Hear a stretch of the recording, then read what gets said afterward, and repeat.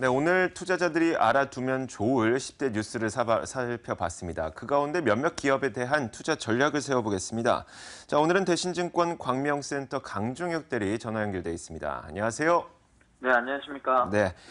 자, 일단 오늘 시장에서도 자동차주의 분위기는 상당히 좋은 것 같습니다. 환율 덕분에 3분기 실적이 좋을 것이다. 이런 기대감이 있는 것 같은데, 실제로 이 3분기 실적에 대한 기대감이 작용을 하고 있는 것 같습니다. 이 분석을 좀 해주시죠. 네, 일단 현대차 3인방이 자동차주의 어떻게 보면 가장 대표할 수 있는데, 환율 효과에 이은 실적 기대감의 동반 상승세를 보이고 있습니다. 물론 장 초반에 비해서는 조금 밀리는 모습이긴 하지만, 아직까지는 그렇게 크게 밀리거나 그런 모습 아니고요. 우호적인 분위기 이어나가고 있는데, 한국투자증권에서 우호적인 환율 효과를 들어가지고 앞으로 더욱 수익성이나 이런 것들이 개선될 가능성이 크고, 그다음에 원달러 환율보다는 원엔 환율 상승에 주목하고 있다. 그리고 전자는 예를 들면 원달러 환율 같은 경우는 당장의 손익에 영향을 미치는 요인이지만 후자는 시차를 두고 경쟁 구도에 영향을 미치는 요인이라서 앞에서 말씀드린 원달러 환율 그리고 뒤에서 말씀드린 원엔 환율도 둘 다 우호적인 환경이 조성될 것이다라고 말하면서 TPP로 인해서 일본 업체와의 경쟁이 좀 우려되는 목소리는 있지만 경쟁력이 크게 약화되거나 그럴 부분은 아니고 실질적으로 크게 미치는 영향은 좀 크지 않을 것이다. 이렇게 말하고 있습니다. 자동차주들 중에서 탑픽을 꼽으라면 사실 현대차라고 볼 수가 있겠는데요. 투자 의견은 매수를 드리겠습니다. 일단 현대차의 상승세는 코스피의 상승에 따른 어떤 영향도 있지만 신차 효과라든가 방금 말씀드린 환율 효과 그리고 실적 개선에 대한 여러 가지 부분들 그리고 마지막으로 이제 폭스바겐 사태에 대한 반사 이익까지 긍정적인 이슈들이 계속 있는데 3분기 실적 개선이나 여러 가지들이 긍정적으로만 지속된다면 지금 가격보다는 훨씬 더 높은 가격으로 레벨업을 할 수 있을 것 같은데요. 그래도 보수적으로 일단 목표 가격은 18만 원 정도 제시를 해드리고 매수 가격은 지금 현 가격대보다는 조금 조정이 더 있었으면 좋겠습니다. 한 15만 5천 원에서 16만 원, 그 정도 사이에서 매수하시면 될 것 같습니다. 네. 자, 환태평양 경제 동반자 협정, 즉 TPP에서 완성차에 대한 관세 철폐 조건이 있습니다. 그런데 이 완성차에 대해서는 관세 철폐 기간이 상당히 길게 책정이 되어 있기 때문에 국내 완성차에도 그렇게 큰 영향이 단기적인 충격이 있지는 않을 것으로 보입니다. 자, 이어서 삼성전자를 살펴볼 텐데요. 이 어닝 서프라이즈를 기록했죠. 이 기록한 이후에도 주가가 계속 상승세를 보이고 있네요. 네, 오늘도 1%대 상승세 보이고 있고요. 전날 3분기 실적 호조 소식 나오면서 8.69%나 상승을 했습니다.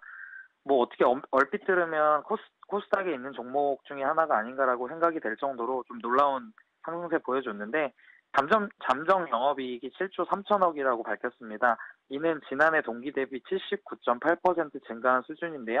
같은 기간 매출액은 또 51조 원으로 전년 동기 대비 7.48% 증가한 것으로 잠정 짓게 되면서 일단 현대증권에서는 반도체 부분의 영업이익이라던가 전분기 대비 3천억 이상 그 부분에서 증가한 거 그리고 디스플레이 패널 부분에서 OLED 부분의 실적이 극적으로 개선이 됐다라고 분석하면서 펀더멘탈이 개선이 됐다라는 것이 지금 삼성전자가 가지고 있는 어떤 휴대폰 사업이 조금 부진하다거나 반도체 사업이 불투명하다 이런 부분들에 대한 걸 뛰어넘는 어떤 현실적인 대안이 돼버렸다. 그래서 눈으로 이제 보여준 거죠, 실적을. 여러 가지 면에서 가장 좋은 효과는 환율이 상승했을 때 이제 추가적인 수익을 얻을 수 있다라는 것까지 지금 시장에서 곽광을 받고 있는 것 같은데 일단 투자 의견은 조정 시 매수를 드리겠습니다. 현재 코스피 시장을 이끌고 있는 삼성전자는 시가총액이 가장 큰 종목임에도 불구하고 바닥에서 이미 20% 이상 오른 상태입니다. 내용이 좋고 실적이 좋다고 해도 어느 정도 기대 심리가 반영이 된 주가라고 봤을 때 조정이 어느 정도는 예상이 되는데 123만 원 이하에서 매수를 하시는 것을 좀 안정적으로 보고 있고요.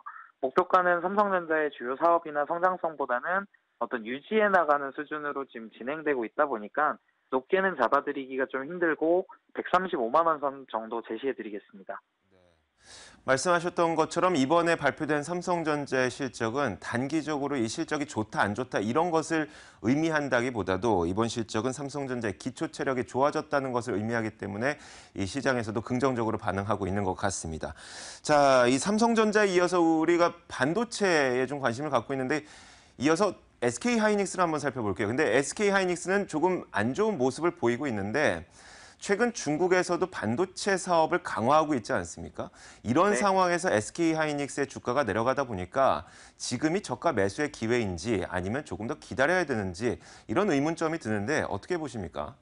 네, 일단은 중국 쪽에서 뭐 예를 들면 하이닉스에 뭐 대항할 수 있을 만큼의 뭐 규모를 뭐 인수를 해서 어떤 새로운 뭐 반도체 시장에 뛰어들겠다 이런 것들이 사실 하이닉스에게는 굉장히 큰 악재였는데 6거래일째 지금 상승세 보이고 있습니다. 뭐 원인을 찾아보자면 3분기 호실적 전망 때문이라고 이제 보시면 될 것 같은데 신한금융투자에서 3분기 영업이익 추정치를 상회할 전망이라면서 목표 주가를 올리는 모습 보였고요.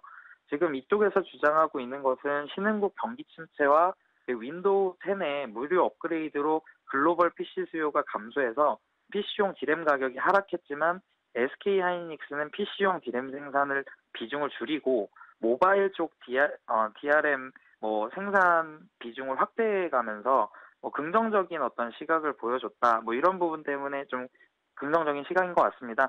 말씀하셨던 것처럼 중국에 대한 우려는 사실 아직 가시화된 게 없기 때문에 저가 매수의 기회로 활용하시기 좋을 것 같은데요. 조정시 매수 의견 드리겠습니다.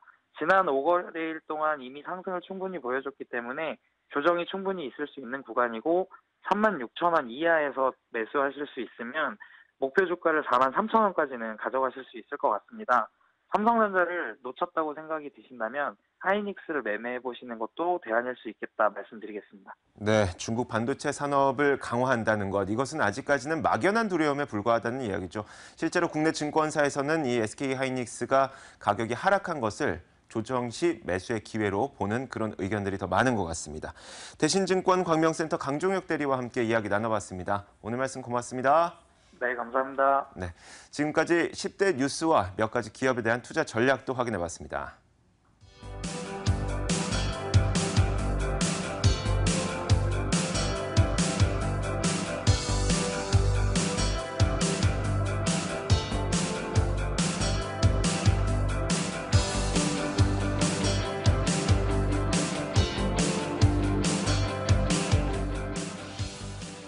네, 어느덧 이번 주 마지막 거래일입니다. 마지막까지 좀 마무리 잘 하셨으면 좋겠고요. 내일 빨간 날이죠. 푹 쉬셨으면 좋겠습니다. 푹 쉬셔야 되는 이유 중 하나가 이제 12월 25일 전까지는 빨간 날이 없습니다. 너무 절망적인 소식으로 마무리하는 것 같아서 저도 마음이 무거운데요. 그래도 저희들이 힘내서 다음 주 월요일 이 시간에 다시 찾아뵙도록 하겠습니다. 연휴 기간 푹 쉬시고요. 월요일에 뵙도록 하겠습니다. 시청해주신 여러분 고맙습니다.